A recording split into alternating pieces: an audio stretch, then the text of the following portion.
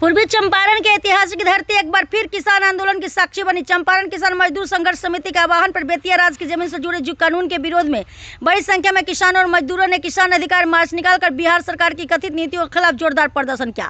प्रदर्शनकारियों का कहना है कि कोठियों से संबंधित वह जमीन जिसे वर्ष 1860 में बेतिया राज से लगभग 84 लाख रुपए में इंडिगो कंपनी ने खरीदा था, आज भी विवादों में घिरी हुई है। किसानों का आरोप है कि राज्य सरकार की वर्तमान नीतियां स्थानीय किसानों के हितों के विरुद्ध है और वर्षों से खेती कर रहे गरीब व भूमिहीन किसानों को बेदखल करने की साजिश की जा रही है। सैकड़ों किसानों ने हाथों में तख्तियां और बैनर लेकर मोतिहारी के नरसिंह बाबा मंदिर प्रांगण से कचहरी चौक तक शांतिपूर्ण मार्च निकाला। बाद में यह मार्च कचहरी चौक पर धरना प्रदर्शन में बदल गया।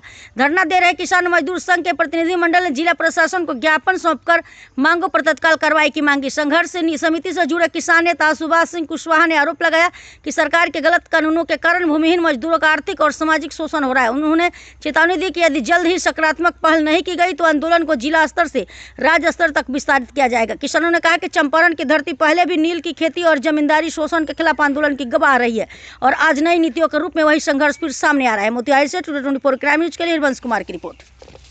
चंपारण किसान मजदूर संघर्ष समिति पिछले 10 वर्षों से अपनी मांगों को कर रही है। बेतिया राज से संबंधित जो मुद्दा है चंपारण में, जो बेतिया राज के जमीन बता करके चंपारण के किसानों को सरकार बेवजह परेशान कर रही है पिछले 10-12 वर्षों से, उस बात को पुनः एक बार जिला अधिकारी के सामने किसान जाकर अपनी बातों को कहने के लिए यहाँ एकत्रित हुए हैं। मुख्य मुद्दा आज जो है ब्रिटिश गवर्नमेंट के काल में बेतिया राज का जमीन जो नीलाम होकर के ब्रिटिश गवर्नमेंट का जमीन हो गया था, जिसको नीलाक कोठी का जमीन बोलते हैं। नीलाक कोठी के द्वारा 1 लाख एकड़ जमीन किसानों को सेटल कर दिया गया था 1946 से पहले, और उस जमीन पर किसान बहुत ही शांतिपूर्वक से रहते आ रहे हैं।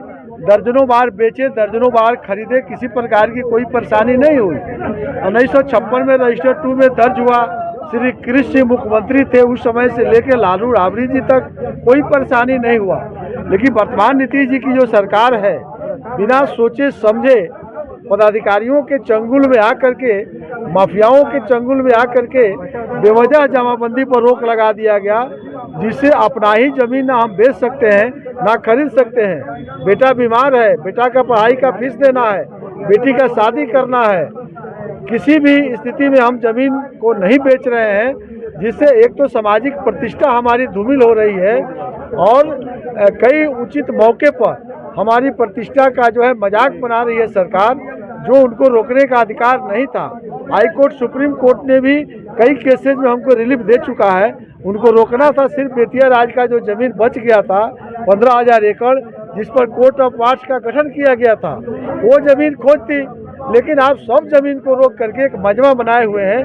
आप देख सकते हैं जितने यहाँ लोग आए हैं, इसको बिहार सरकार कह रही है ये सब भू माफिया है।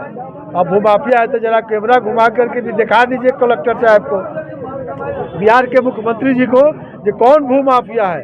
इसलिए हमारे जमीन से सरकार अपने जो है तुगलकी फरमान को वापस ले, और जिस प्रकार से हम जमीन पर बसते आ रहे हैं, दखल कब्जा है, दाखिल खारिज है, जो तबाद कर रहे हैं, वो सरकार उसे वापस हो, यही हमारी मांग है। जी, आपका परिचय? मेरा नाम सुभाष सिंह कुशवाहा हुआ। हम चंपारण किसान मजदूर संघर्ष समिति में संरक्षक की भूमिका में हैं। आज हम लोग जो किसान यहाँ पे एकत्रित हुए हैं, किसानों की जो समस्या है, पहले बेतिया राज था। अंग्रेज़ों के आने के बाद अंग्रेज़ों ने कोर्ट्स ऑफ वार्ड्स के तहत यहाँ के रानी को अयोग्य घोषित करके और बेतिया राज के ज़मीन को अपने कब्जा में ले लिया। सरकार, अंग्रेज़ सरकार अपने कब्जा में ले ली, और अंग्रेज़ सरकार ने कोठियों के माध्यम से, अपने पदाधिकारियों के माध्यम से किसानों को छोटे छोटे टुकड़ा में देकर उसका मलगुजारी लेकर उसका बंदोबस्ती करके पाटा के द्वारा किसानों को ज़मीन दे दी, और किसान उस पर अपना खेती करते आ रहे हैं बहुत पुराने समय से। और ये किसान जो है, किसान उसे मिट्टी के टुकड़ा को केवल टुकड़ा नहीं मानते हैं, इसको अपनी माँ मानते हैं और कहते हैं कि ये मेरी माँ है और इसी पर हम अपना जीवन यापन करते हैं, इसी पर हमारा जन्म हुआ, इसी पर हमारा बचपन बढ़ा, इसी पर पले बढ़े और यही हमारा जीवन है। तो इसलिए सरकार का जो नीति है दुरंग नीति, उसके खिलाफ किसानों ने आज एकत्रित होकर जिला में ज्ञापन देने के लिए कि सरकार की जो नीति है, सरकार ने कभी अंग्रेजों ने इस जमीन को बंदोबस्ती कर दिया, फिर सरकार इस जमीन को क्यों ले रही है? सरकार मालगुजारी ली है, सरकार का आदमी तो उसका रसीद काटा है और किसान उसका मालगुजारी दिया है। और सरकार समाजवादी नेता रहे हैं नीतीश कुमार। हम लोग आपके चैनल के माध्यम से नीतीश कुमार को आगाह करना चाहते हैं कि नीतीश कुमार, आप अगर किसानों की समस्या को आप नहीं सुलझा पा रहे हैं, जो बंदोबस्ती है उसको कायम नहीं कर रहे हैं पुराना, तो हम तमाम किसान लोग इसका लड़ाई आगे तक लड़ेंगे।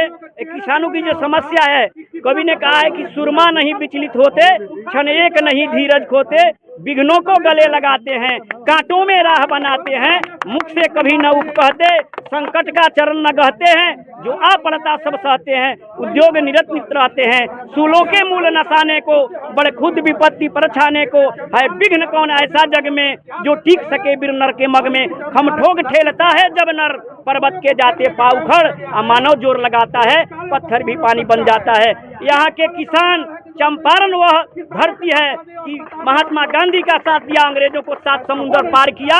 हम किसान लोग पूरा संकल्पित हैं कि किसानों की जो जमीन है, जो बंदोबस्ती पहले हुआ है, सरकार उसको अगर कायम नहीं करती है तो हम लोग अपना जीवन मरण इसको समझते हुए सरकार से लड़ने का काम करेंगे। सबसे पहले तो हम लोग अपनी मांग जो है हम लोग जायज तरीका से सरकार के सामने रखना चाहते हैं। डीएम साहब के साथ ज्ञापन हम लोग देंगे और इसके मंत्री हैं उसको हम लोग ज्ञापन देंगे, लेकिन सरकार अगर नहीं मानी तो सुरमा नहीं विचलित होते कहे ना, अब नहीं रन होगा, फिर लड़ाई वहीं जारी रहेगा और किसान अपनी मांगों से हटने वाले नहीं है, चाहे इसके लिए जो भी कीमत झुकाना पड़े।